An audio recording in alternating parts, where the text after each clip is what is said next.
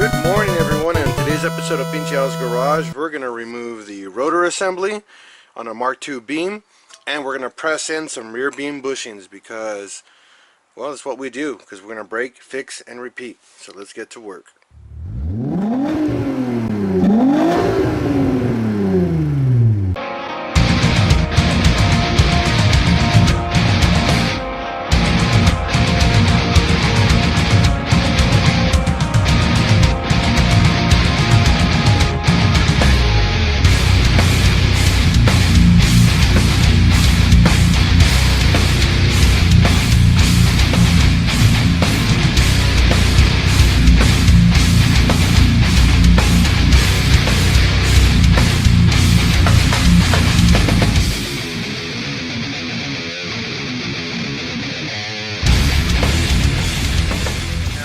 Rear end, or not the rear end, but the rear hub and bearing assembly to come off with the dust cover.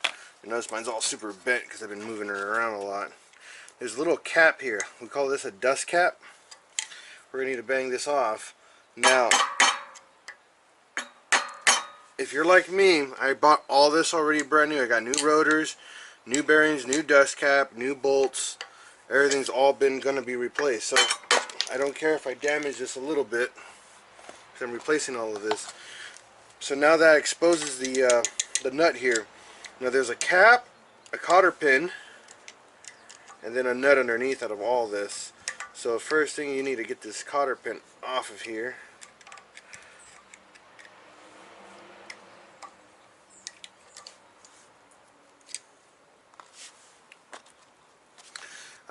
Get a little vice grips or something to squeeze it all together and then yank it out.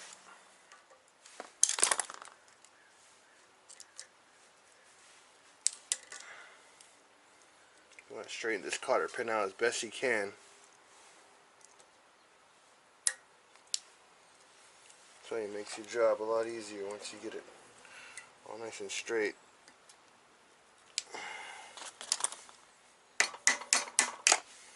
That way you get that sucker out. There's a cap on the top. You can see right here. And then this actually exposes the nut right here.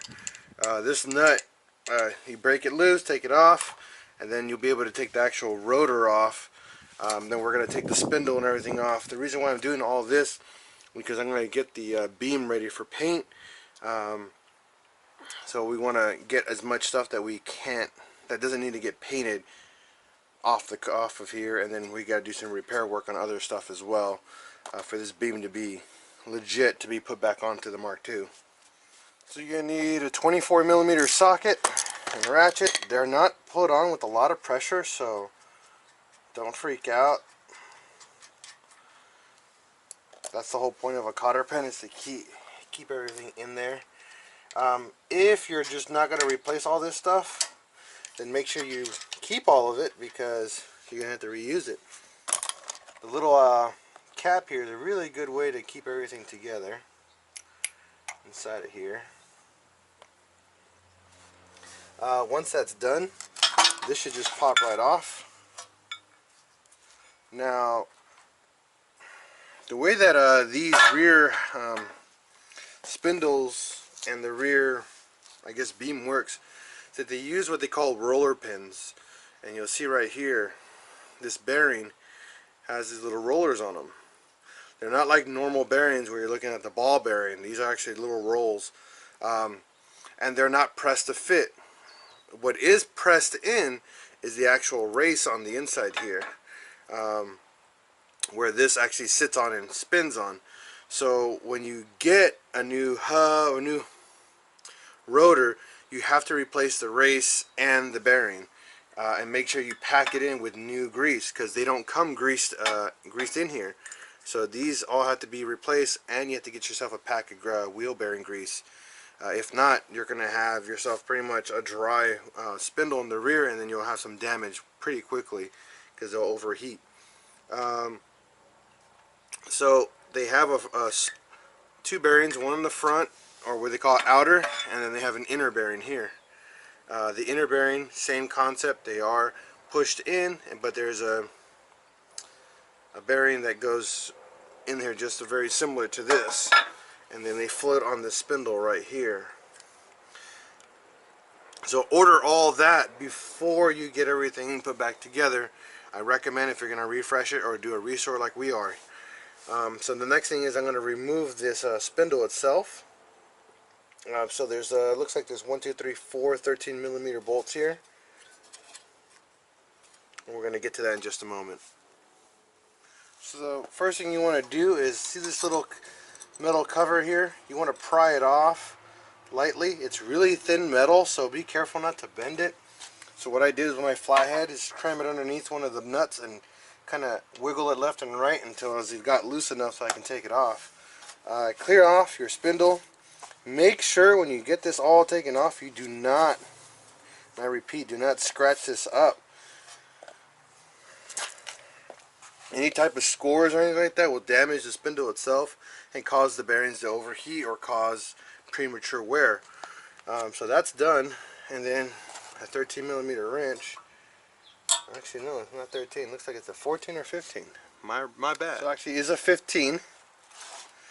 So break that loose and work your way back.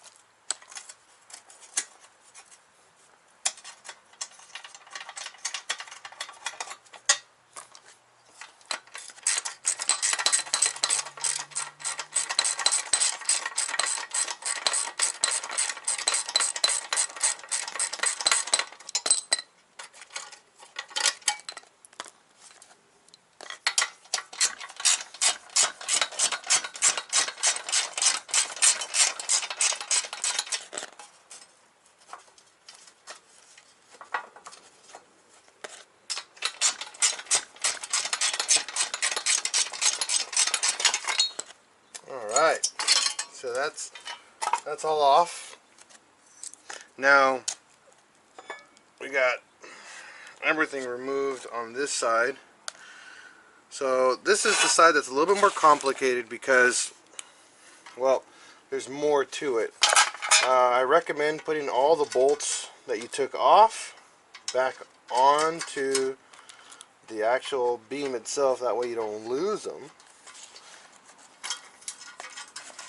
These are not easy to find bolts, so I recommend don't lose them. So I usually put them in a couple threads. Now this is where the complicated part comes in.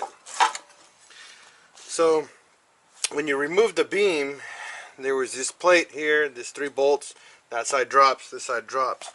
However, on the, the driver's side, you have this little spring assembly which keeps the beam from dropping all the way down when being lifted up. It's kind of like, it has like a spring set up, so like I said, it doesn't drop all the way down.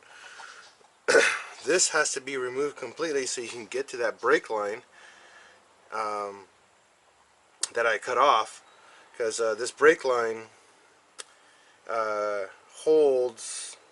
is in the way of the main bolt for the beam, which is kind of dumb, don't you think? But it's the way that Volkswagen designed it, so it's actually kind of hard. So you need to get yourself, let's see if I can find the right size for this. That's going to be a 13, and there's 2 13s. Let's see if I can give you guys a better view here.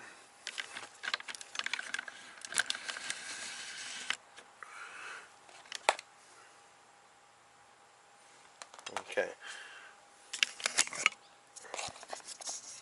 So there's a 13 here, a 13 down below to take off this arm. This plate is welded in, so you can't do anything about that. Once you get that arm off, this will give you a little bit more room to get to this this brake line here, so you can remove that. Once that's all completely removed, you can see the bolt can actually come right out after that. The problem is with this car, since it's so old, I might not be able to break loose this thread here. I've tried already on the other side and failed pretty miserably, so I'm going to have to make new brake lines for this whole entire rear beam. Actually, also from the front, I'm going to have to make new brake lines too, because a lot of that stuff seized on. So, FYI, if you're doing the same procedure, you might have to make brake lines, because you cannot buy metal lines for these cars anymore. You have to make yourself new brake lines. But keep the old stuff for reference so you can get the right size fittings for everything, and the right size actual brake line, because if you went bigger, you're going to lose a lot of, make your pedals a lot squishier. So, it's just a good pointer there. So, one other pointer here. Remember the way that this comes in, because this doesn't go in like a normal part like this. This actually goes in at an angle and sits in like this on top with tension on it. And the nuts go from this way, so from here out. Remember that. It doesn't mount like this. It mounts like this. And there's an actual little hole back here that lines up everything for you so it doesn't move out of place. So your alignment is very accurate on here. So remember that. Now, you'll see I had to break this off because this nut has been on here for so long that it just did not want to come off. But you want to keep this.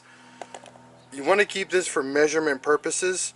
So when you start making your brand new brake lines, which we'll teach you how to do once we get to that point, you have this as a reference so you can buy new and proper fittings.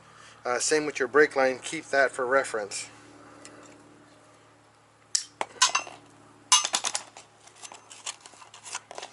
Now that that's removed, we already taken the nut off of here, so all this is just a little bit of wiggling.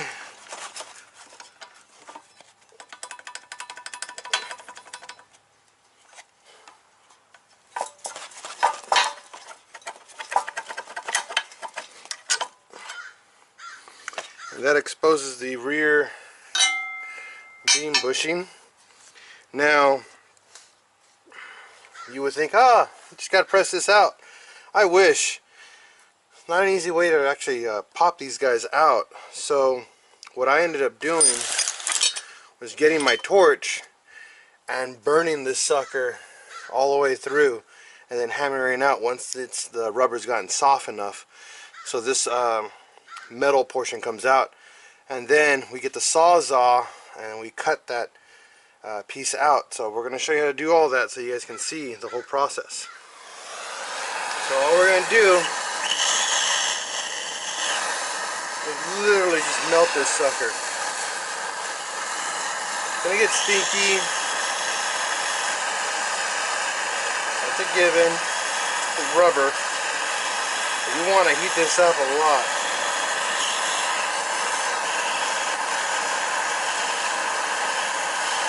The heat's going to soften up the rubber, and it's going to let you bang it out.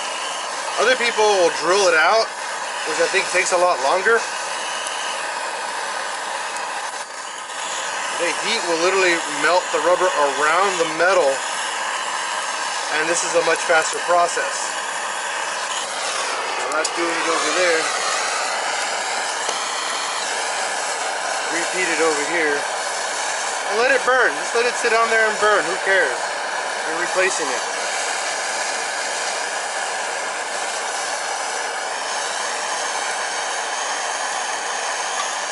And you'll notice the plastic and the rubber will start to blister.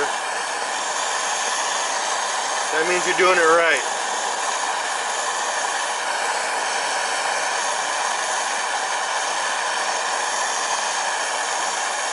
Make sure it's really hot.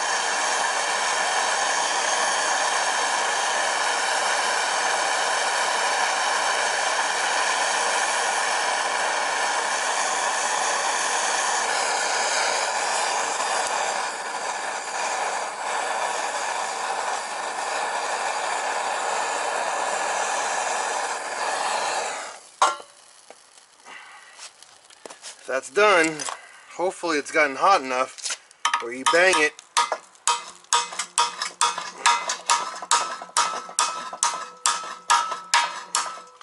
If it doesn't pop out, that means you still got to get it hot.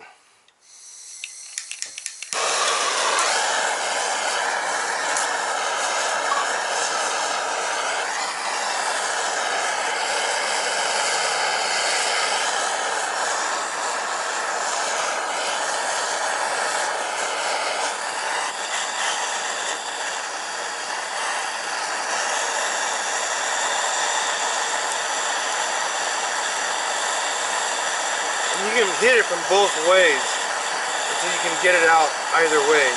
That's all that matters, as long as you can get it out.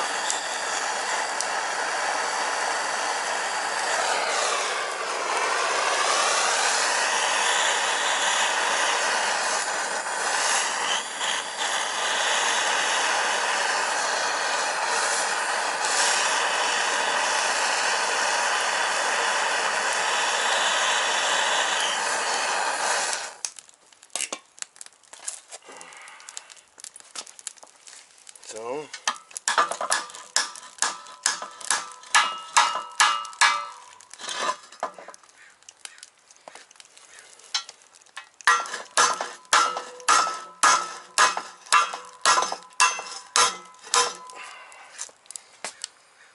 it's coming. And there you go. I broke it loose. Now that it's all loose, you're going to need to bang it out with something on top of it. So, get your ratchet, and then you're going to pop that sucker out. Now this is the easiest way to do it. Okay? And the reason why this is much easier than drilling it out what other people tell you to do, because the metal is getting so hot that it's melting the rubber around it. It's making it soft enough so you can actually pop it out. So, whew, that stuff stinks. Now that we got that, now we get our Sawzall and then cut whichever way you want to cut it, and then we're going to press it out after that. That's it. Let's get to work. Now this is the part of the video where it gets really loud, so turn your volume down. I'm going to start it and show you what we're going to be doing, but then you guys need to do it yourself because it's going to get really loud right now. So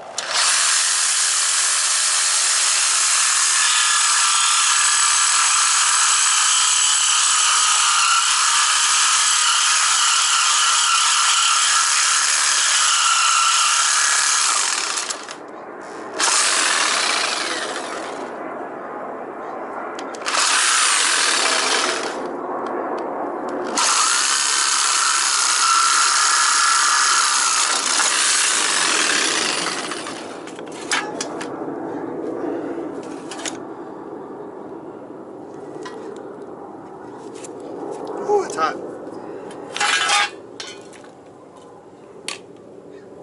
So you cut it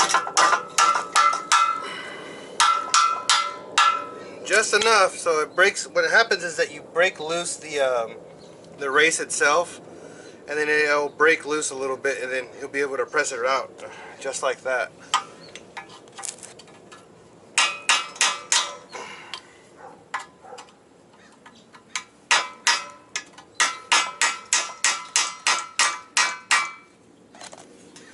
It won't come out. You got to get a bearing. A socket that's big enough.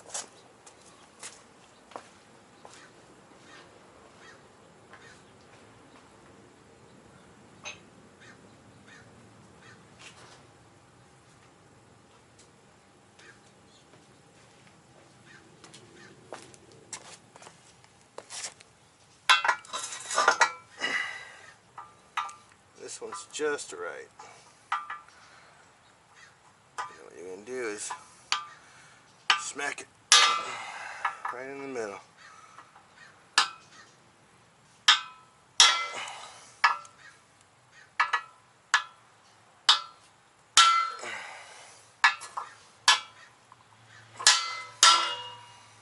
And that's how you get that sucker out. So that's done. The next thing is pressing in your other bearing, or your new bushing. Now remember, there's a big side and a small side. The big side, so we're using energy suspension polyurethane bushing, so they have to go in this way. So that's how you know you're going the right way if you're going this way. If the big side's on this side, the beam will be off-centered and it will throw the car off a little bit. So make sure the big side's on this side and the small side's over here. So you'll see here my jerry rig press here, or vise press. This is a good thing that I don't like bolting my vise up, because now I can actually use it for other purposes on the ground. So I got it on the ground, a couple 2x4s, or a lot of 2x4s, and my bushing's going to be right here, and then we're going to push it in using the force of the vise this way. Now I can only push it into the point where it touches here, and then when that's done, we'll show you what to do next and how to get the rest of it out. So as always, we soak it up in polyurethane grease here. You only put it on the parts that are actually going to touch. I put it on here on the tip. You see that? So it slides into the hole a lot nicer. That's what she said. You also got to use this grease so your stuff doesn't squeak.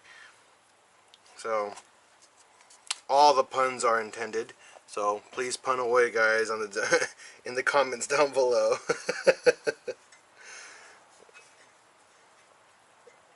So holding this in place, you're just gonna tighten your vise up.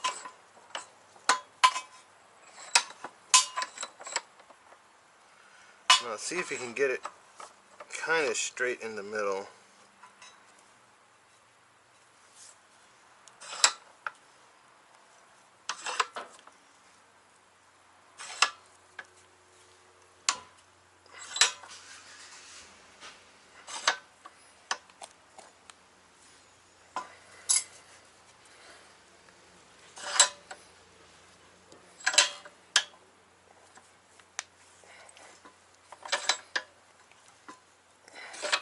And it should just slide right in. If you guys are watching that.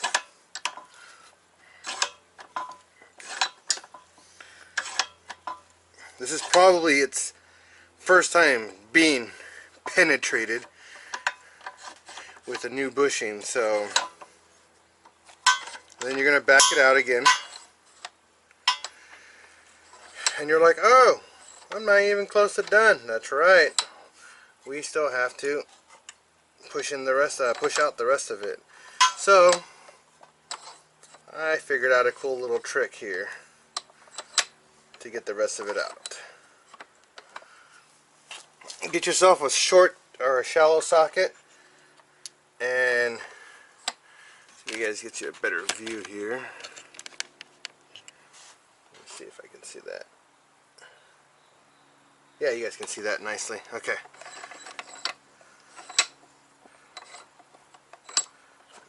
Alright. And you're going to put it on the edge. Since it's already on in there, it's going to slide out pretty easily.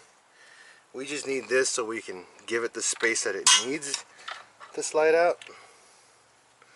If that makes any sense, but I did it yesterday. It worked beautifully. And do it again today. So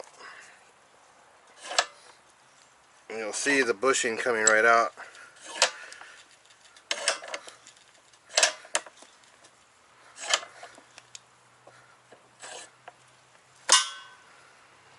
That should be it. And you'll see the bushing pop right in. And all it needed was just a press. I mean, not press, a vise, and it made everything work pretty well.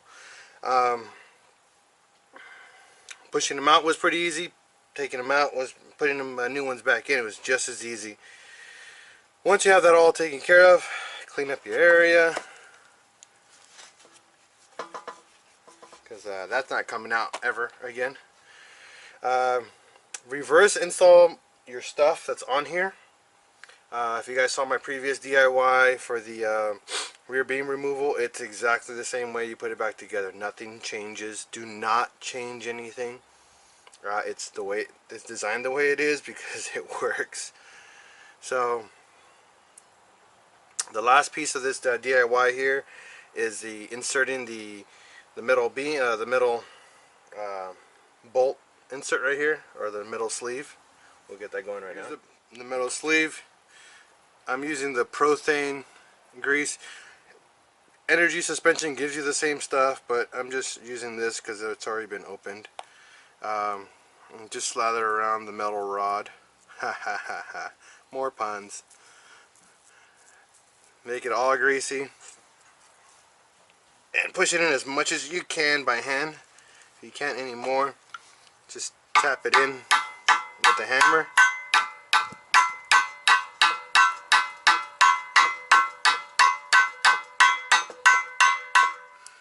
And that's it. You got your rear beam bushings installed, which is probably the hardest bushing out of all the bushings on your car, just so you guys know, to install, because it requires a lot of disassembly, a lot of work. But you will reap the rewards, because these will never fail on you, like the old rubber ones that we just melted. But I hope this DIY is very helpful for you guys, because it worked out flawlessly for me, and I'm glad that I was able to show you guys how to do it.